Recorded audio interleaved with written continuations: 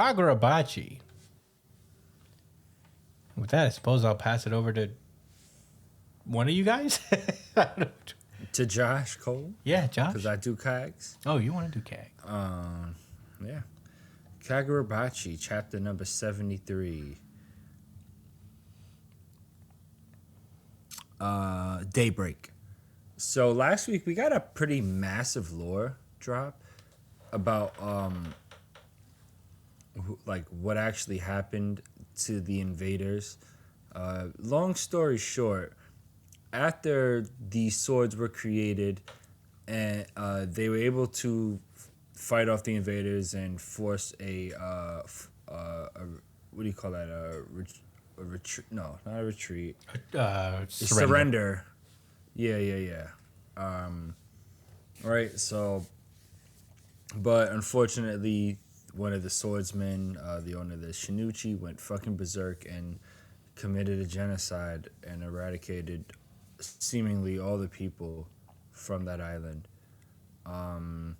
This was told to Samura by Mr. Snakeman himself, Yura, right?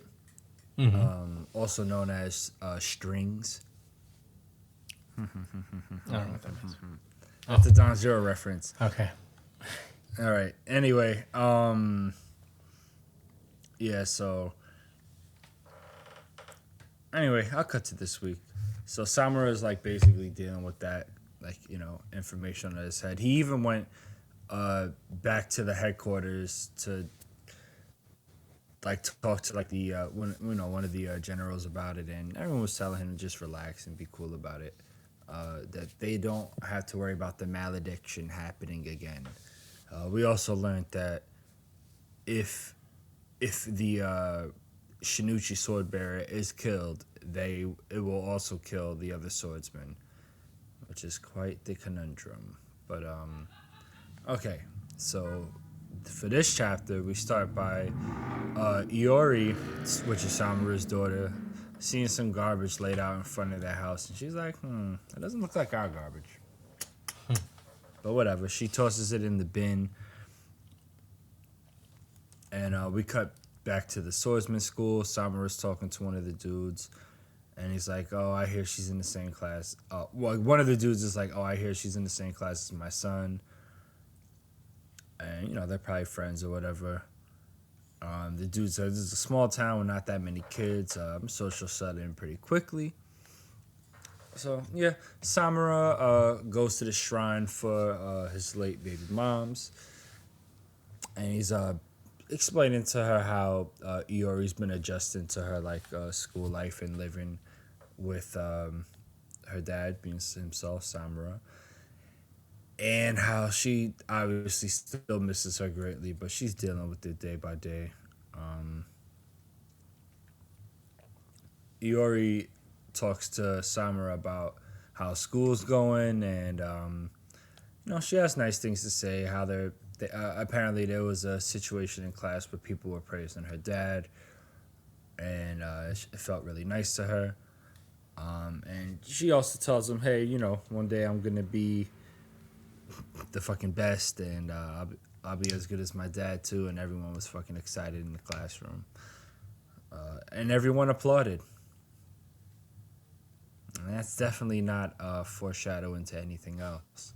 Not at all. Anyway, yeah, not at all. So,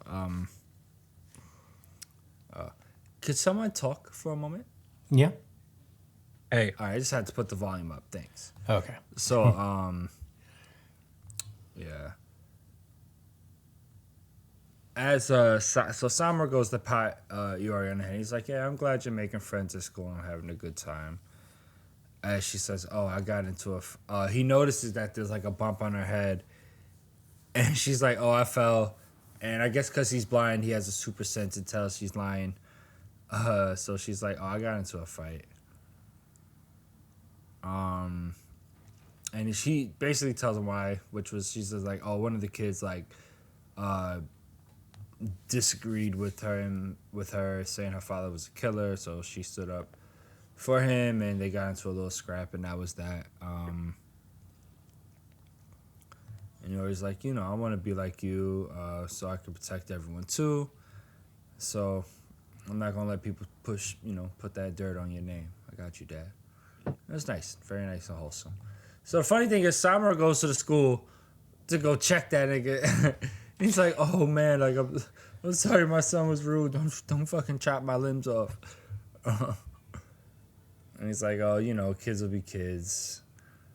And it's like, "Nah, like don't worry, I'm a kid. Make sure he knows that you saved our country." And Samura gets a call from the school, and Iori asked him to pick him up early. And she was like, "Oh, I just felt like blowing off school. Like, come on, fuck it, it's all good. Like, what we making for dinner?" And right before, I guess, Samura could really start going in on her about like, "Bitch, you can't just cut school. Man. I told you it was like sick." She notices like there's like a whole lot more garbage, like on the on the wall, and there's also some like she says like there's a little bit of gunk on the wall too, and that she has to like wipe it up. And she's like, "Damn, like who would do this?" Why'd you pull this up, right? What the fuck? He's okay.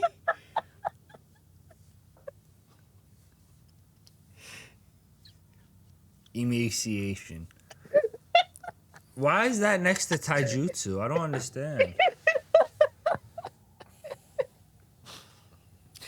It's what happens if you use taijutsu in this ninja world. My bad.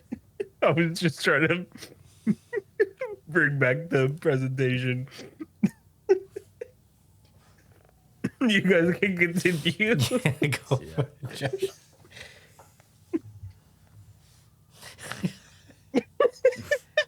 Anyway, man, for those listening, Brian keeps bringing up the image of of Mizuki, but in his emaciated state, and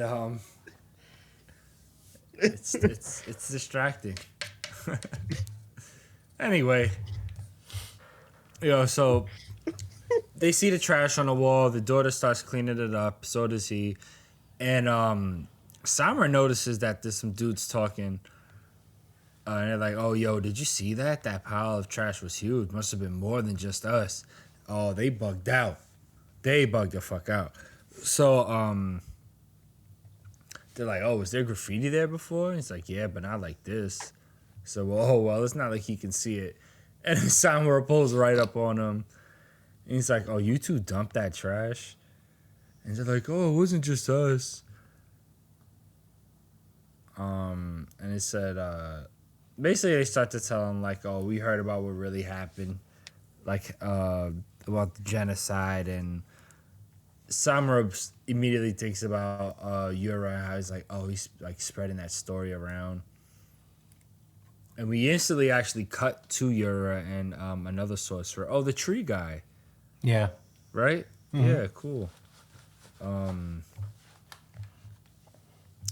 So he's talking to him. He's like, "Oh, we can't prove it, but the Kumanami covered up. Is all because the Kumanami covered up everything. We scattered leaflets around trying to let everybody know. Da da da. But look, even though they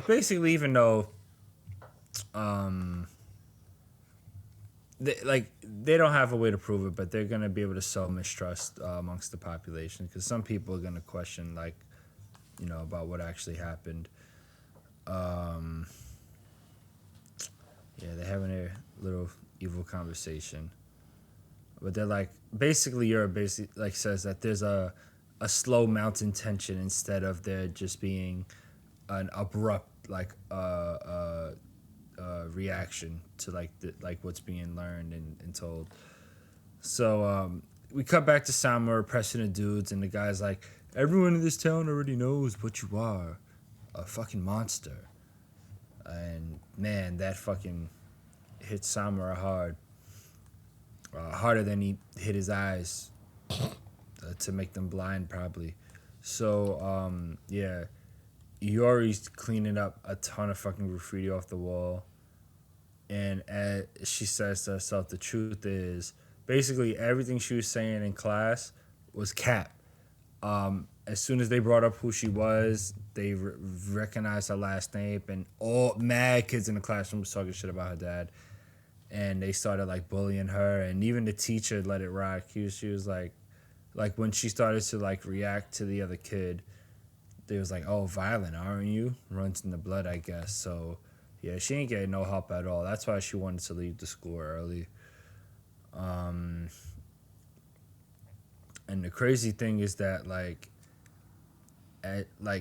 Samura is realizing that she's going through all of this, like I guess just instinctively, putting two and two together. Because obviously, if there's a bunch of adults talking about it, the kids do, know as well. And he's really fucking going through it. And there's this crazy moment where like he walks towards Iori's room, and he like hears her crying. And then he imagines, I guess, like her fucking hanging herself, like in one of these panels. I was really confused the first time I read this. Yeah, me too, honestly. Yeah, but then I realized he was just kind of imagining the worst case, as they said, looking toward the future. This guy's a good writer, man. He knows how to put these things together. Anyway, he starts remembering Yura saying, "I know the truth," and worrying about the future and all of that. And then the narrator says, "The 6 months we spent together as father and daughter," oh, that's the narrator is Samura, Yeah. "came to an end when I left Iori with her mother's sister," as she's like crying and, probably super upset that her dad left her. And he's like, then he pulls up to Mr. Shiba and a young Chihiro. And I guess like talking to him about his concerns. And he's like, look, those who actually Mr. Shiba's like, those who know of the sword master's crime. The geezer told them about the prophecy that Yura told you about, and that's how the malediction will happen again. And Simon's just like, look, man, I'm counting on you. You gotta protect Rokuhira. I guess he's not talking about just Chihiro. He's probably talking about, his dad. And he's like, protect him at all costs for the sake of the future. And then the last page of this chapter, we get a cut to Samura getting a phone call, learning about Rokuhira getting bodied. Yeah, and that's the end of the chapter. Brian, what are your thoughts? This is my RGC. What the fuck is that, Brian? It's mine too. It's also mine now. Yo, what the fuck? It's Mizuki again. Well, this is in celebration of this. This is Unified Really Good Chapter of the Week. Unified RGC. Unified RGC. Unified RGC.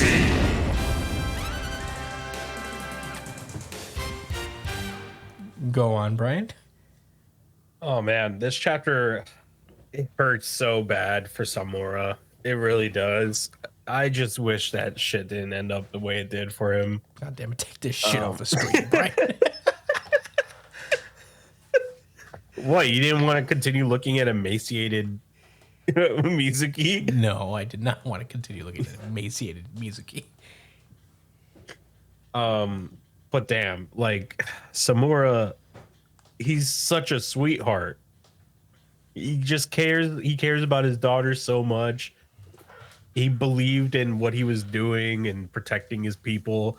And then one asshole had to go ahead and fucking genocide an entire fucking civilization. Yeah, bro, that nigga wilded out. And now he's the one. Now he's the problem, apparently. It's just so sad. And now, man, like, seeing the way that he reacted to hearing that his daughter got into a fight just made me feel so sad for him. I don't know why. He's just such a kind guy. And now it's just like he's kind of taking this guilt to an extreme. in having to like kill like basically everybody, including himself now for the sword wielders. And it's really like I kind of hope that he gets saved from that kind of fate, you know, like especially if what's his name, the guy that he already killed, quote unquote, already. Uruha. Yeah, if Oruha's still alive, then you know there's still a chance that he can be redeemed or saved from this fate. But man, this chapter, it hurts to read, considering everything that's going on currently, like in the current part of the timeline, because this is all flashback. Um, and seeing that, you know, Samura's kind of gone down the path of a rogue and taken on this whole journey by himself because of the actions of one fucking dickhead. It's just really sad. This chapter really made me feel for him and his daughter in ways I didn't expect to kind of see him. But yeah, those are my thoughts. Chris, what did you think? Yeah, I can't help but think, but Summer is gonna be kind of a tragic character. I don't think he gets. Well, he will probably get redeemed, but like I don't see him joining the good guy's side anymore. It's possible. I think they're like building up that Iori might actually be the one to take him down at some point. But yeah, no, this is obviously a very sad chapter, and Samura going through this whole ordeal is pretty rough to see. And imagining like things going so bad, imagining that your child would take their own life, you know, I feel like I understand that. It's just like she'll, knowing his own guilty conscience about the whole situation, to see that might be passed down to his daughter is terrifying, I imagine. So I understand why he thinks he has to do what he does. But it is also cool to see from Iori's perspective that, you know, she is suffering through this, but she's trying to keep it together, you know, and she's doing her best to both defend her dad's honor and, you know, to keep her dad going. And yeah, it's just kind of sad, and we'll have to see. She kind of sees it coming, even, is that like, you know, if dad thinks I'm suffering because we're together, he might go far away from me again. So she kind of saw his reaction coming from a mile away. So she's trying to put on a brave face so he doesn't do that, but he does it anyway. So there's got to be some kind of feelings in that regard that I'm excited to see explored. But yeah, I really like this chapter a lot. I think it was the best chapter of the week. Kagurabachi is really good. I'm excited to see more. Josh, what did you think? Yeah, I'm really enjoying this backstory. I think the pieces are being put together in a nice way. This is what people mean when they say we want complex villains. Like, people, I hate that there's been this calling for like, oh, just regular bad guys, you know, that are just bad for the sake of being bad, and that shit is so whack to me. I like people that have purpose and reason, especially since, in my opinion, bad and like good and bad or whatever are subjective terms anyway. So we're questioning someone's motives to their goal. But anyway, yeah, I feel like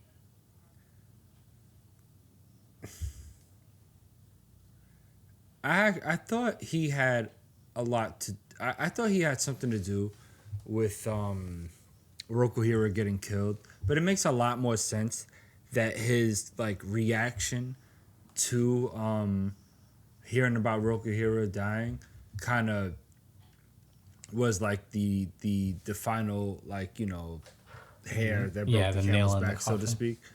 Yeah, for him to be like, okay, like, shit is bad. The fucking swords is out there. This is gonna happen. Like, all right, I need to get into action. And the reality is this, right? Like, I'm sure they're gonna make a big deal of it as the series progresses, but the point is that they lied. They lied. They tried to cover up the genocide that happened for the sake of quote unquote peace, and I think that's a really pessimistic take to have. To think that people in society won't be mature enough to, one, be able to feel shame about what happened, not on a personal level, but about, like, as far as feeling bad what happened to those, like, people, and wanted to condemn, like, this specific swordsman, right? But I think they can do that and at the same time understand, okay, let's still try to have a peaceful world and strive for better. I think it's super